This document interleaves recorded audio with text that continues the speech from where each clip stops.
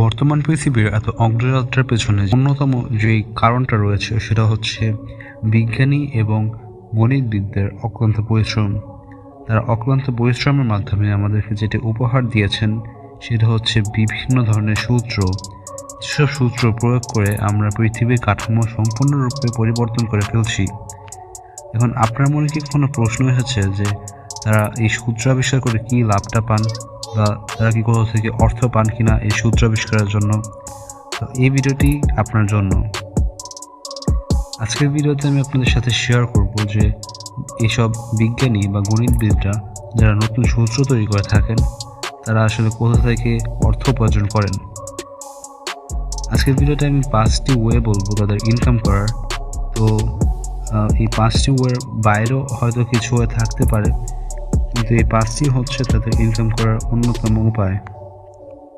First of all, বিজ্ঞানী এবং গণিতবিদ যারা একাডেমি বা গবেষণা প্রতিষ্ঠানের জন্য কাজ করেন তারা প্রায়ই তাদের নিয়োগকর্তার কাছ থেকে বেতন পান। সরকারি তহবিল, ব্যক্তিগত ফাউন্ডেশন বা প্রতিষ্ঠানের নিজস্ব তহবিল সহ বিভিন্ন উৎস থেকে এই বেতন প্রদান করা হতে পারে। সেকেন্ড, গবেষণা অনুদান। অনেক বিজ্ঞানী এবং গণিতবিদ গবেষণা পরিচালনার জন্য সরকারি সংস্থা বা বেসরকারি ফাউন্ডেশন থেকে তহবিল পান। এই অনুদানগুলি গবেষণা কর্মীদের জন্য সরঞ্জাম সরবরাহ এবং বেতনের খরচ কভার করতে পারে। Third, royalty.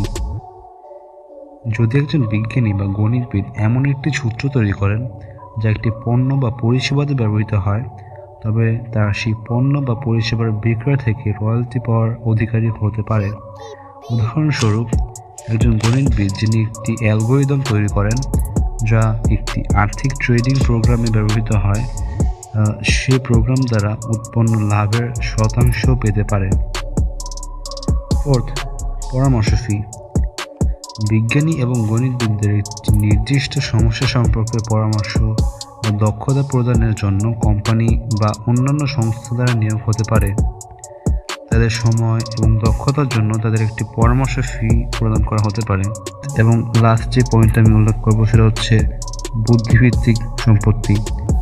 যদি একজন বিজ্ঞানী বা গণিতবিদ পেমেন্টযোগ্য এমন একটি সূত্র তৈরি করেন, তাহলে তারা পেমেন্ট লাইসেন্স করে বা কোম্পানি বা বিনিয়োগকারীদের কাছে বিক্রি করে অর্থ উপার্জন করতে সক্ষম হন। তো যাই হোক, গণিতবিদরা তাদের গবেষণার ক্ষেত্র এবং তাদের আবিষ্কারের প্রকৃতির উপর নির্ভর করে বিভিন্ন উৎসের মাধ্যমে অর্থ উপার্জন করতে পারে। এটি লক্ষণীয় যে অনেক বিজ্ঞানী এবং গণিতবিদ আর্থিক লাভের পরিবর্তে তাদের বিষয়ের প্রতি ভালোবাসা এবং নতুন আবিষ্কার করার দ্বারা অনুপ্রাণিত হন। অর্থাৎ অর্থই মূল বিষয় না তাদের জন্য, তারা মূলত এই যেই সূত্রগুলো তারা তৈরি করেন, তারা এই সূত্রের প্রতি বা এই বিষয়টির প্রতি ভালোবাসা থেকে এই সূত্রগুলো তৈরি করেন। তো এই ছিল আজকের ভিডিওটি ভালো লাগলে অবশ্যই একটু লাইক করে দিবেন।